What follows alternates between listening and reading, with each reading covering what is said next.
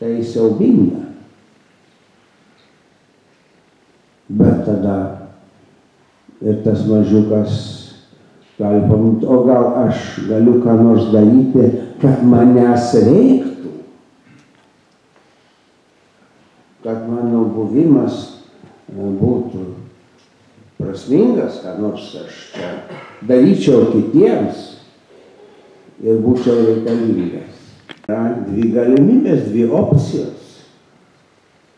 Ar tu prašai Dievo, kad žmonės mirtų ir kad tau būtų daugiau dirvonų, laukinių, dykinių, tu tenai turėsi kur puškas krauti. Ar kad žmonių kuo daugiau būtų, kad pastovių būtų.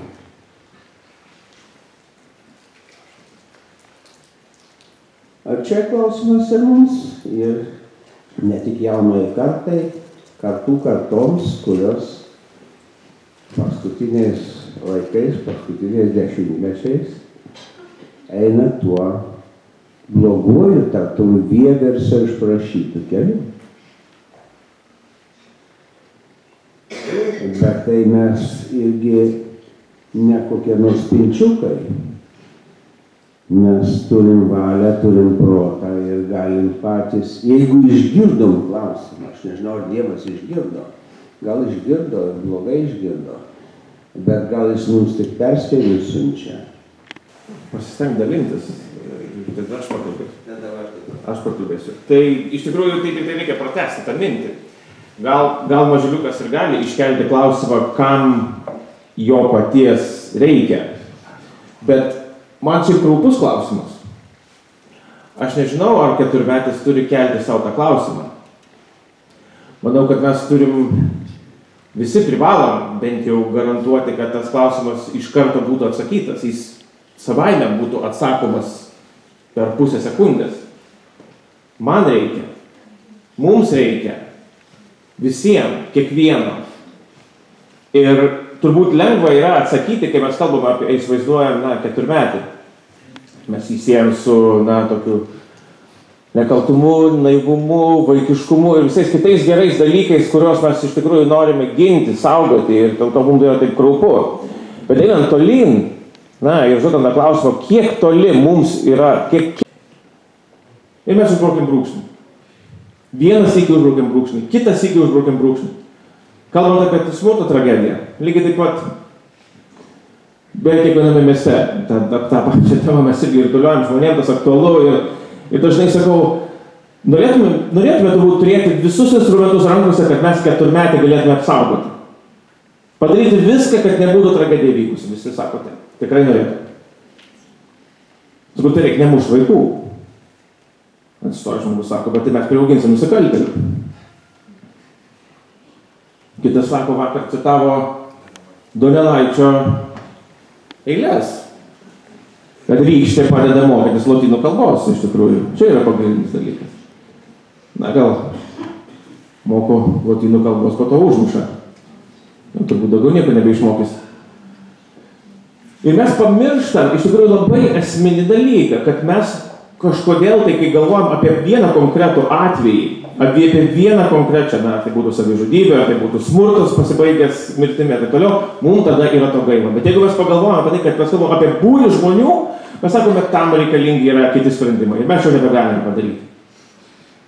Bet už kiekvieno to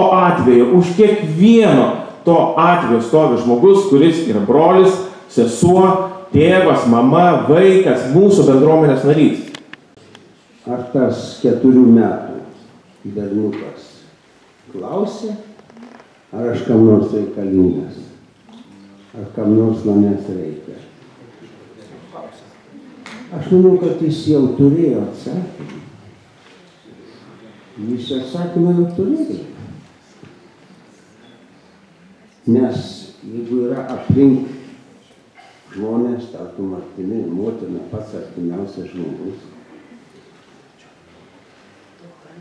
ir jeigu jis nejaučia, kad jis jai mielas, reikalingas, rūpimas, kad jeigu jis kur nors dingsta, kelios minutės, tai jau rūpi, ar neatsitiko kas, įbėgioja, ieško jo. Bet jeigu to nėra, tai jis jau turi atsakymą. Tai jie yra svetimi žmonės. Gyvena kartu, todėl kad gimė čia pat, lyg ir reikia paauginti. Kiti netvarko. O galų gale nebeliks nei kitų, nei mūsų. Išsitručysim. Profesoriau, galima prie jūsų replikos apie tai, kad visą laiką kiti blogi, o mes visai nieko, nukreipti kalbą šiek tiek į politinius procesus. Praeitais metais pasibaigusiais jau matėme daug reiškinių, kurie iš tikrųjų buvo iš pradžių nesuvokiami. Kaip Britai gali taip imti ir nubalsuoti, pasitraukti iš Europos Sąjungos. Na, sakėme, populistiniai argumentai nugalėjo. Tokie argumentai, kurių nereikėjo pagrysti, bet jie griebė už paširdžių. Paskui Amerika išsirinko prezidentą, kuris irgi yra populistas. Na, apie mūsų pačių padangę aš irgi jau nenoriu nekalbėti. Ir dabar atsiranda, tokių minčių, kad o gal čia už tos galios ir yra tiesa, kur galia, ten yra ir tiesa. Gal iš tikrųjų reikia būti dar labiau populistais ir ten judėti. Gal iš tikrųjų dabar visas pasaulis taip juda į tokios lengvos beprotybės pusę, gal ir mūsų politinė jėga turėtų ten judėti ir tapti, prisimti tą populistinį žaidimą. Ir kaip jūs žiūrite į tai, kas vyksta dabar vakaruose su to populizmo iškilimu ir kaip turėtų laikytis konservatoriai, kuriuos jūs kūrėte ir kuriems tiek laiko vadovavote ir savo autoritetu iki šiol vadovaujate. Tai klausimas čia su abiem, bet pradėsime gal tuomet profesorių nuo jūsų.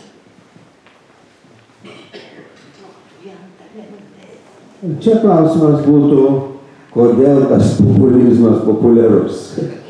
Kodėl žmonės kabinasi. Ir paminėjai Britų balsavimą. Pamoti ranką į Europą, užsidaryti ten už savo vartelių, susėsti savo pabuose ten ir filosofuoti apie gerą tradicinį Britų gyvenimą, lyg kito pasaulio nebūtų. Taip kaip tas senolis kaime sakė. Jie gyvena taip, lyg po jų jau niekam nereiks gyventi, lyg ir apskritai šiuo metu kitų nėra. Arba kiti yra niekalas, tegu jie savo žinosi. Man tai tas jų balsavimas ypatingai pasirodė kraupus, kai jį lydėjo protrūkis, toks lyg ir nelauktas protrūkis priešiškumo, neapykantos, pagiežos kitiems, kurie ne Britai, o jie gali pakenkti Britams. Jos arba išvaryti reikia, arba suvaržyti, neįsileis daugiau nei vieno, čia dabar vienas prezidentas paskelbė, kad neįsileis nei vieno iš blogos valstybės, net ir to 4 metų berniuko neįsileis, nes jisai yra iš blogos valstybės. Tai yra visokių ten susijaudinimų, protestų ir reagavimų, kad tai ne mūsų tradicija, tai nežmoniška, mes ne taip iki šiol gyvenam, mes ne tokią civilizaciją kūrėm. Iš tikrųjų atėjo galbūt momentas tos civilizacijos egzamino ir lūžio. Ir tas egzaminas yra žmoniškumas. Net be jokių aiškinimų. Niekam nereikia žinoti, kas yra žmoniškumas. Tai požiūris į žmogų kaip į žmogų. Ne kaip į priešą ar konkurentą, kuris tavo duonos kąsnį nuvalgo, tau mažiau liks ir panašiai. Tai jeigu, o čia yra laikotarpis, kada prarandamas žmoniškumas. Jau aš nekalbu apie tos, kuriems didelis ten ar malonumas, ar misija prieš kokius nors melagingus dievus užmušti kuo daugiau nekodėtų žmonių. Kartu ir su savim, o kodėl ne, tai didelė garbė, jeigu aš nusinešiau dar 60. Palikau kelis šimtus nelaimingų, kurių artimieji žuvo beprasmiškai, todėl kad vienas išėjo iš proto. Jis ne vienas išėjo iš proto, bet yra visas sąjūdis išėjimo iš proto. Ir tas sąjūdis, atsiprašau už gražų žodį, aš nenorėjau jo pašiepti, bet tas fanatikų toksai pseudo tikėjimas, net netikėjimas, šėtono tikėjimas, galima pasakyti,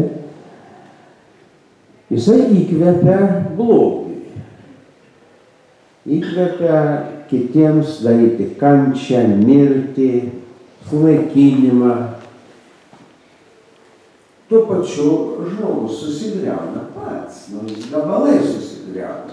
Iš pradžių griauna aplink save, toks pamišėlis, o paskui pradeda vėl save.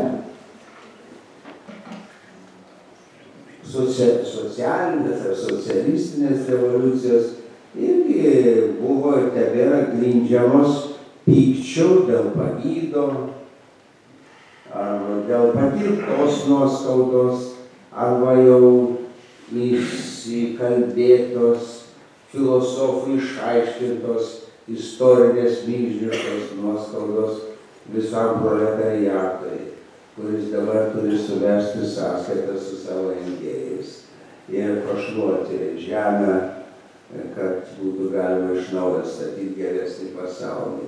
Bet tai tam esmė to yra savo paties ydos nepilnavertiškumas ir neapykanta.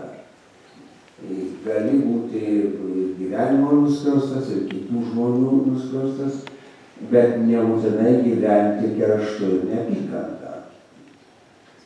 O čia dabar yra tai generalinė linija. Kam nors reikia atkeršyti. Aš labai bijau, nenoriu vėl nemandagiai ir negražiai kalbėti, bet jeigu tas mažas berniukas būtų augęs dar 10 metų toje aplinkoje, kasdieną mušamas, engiamas, žeminamas, be meilės, čia yra baisiausias dalykas. Vaikas, kuris auga be meilės, kada jam meilė yra reikalinga kaip oras, kaip vandens gurkšnis, o jis to negauna, tai jisai varomas nuo mažens į išsigimimą.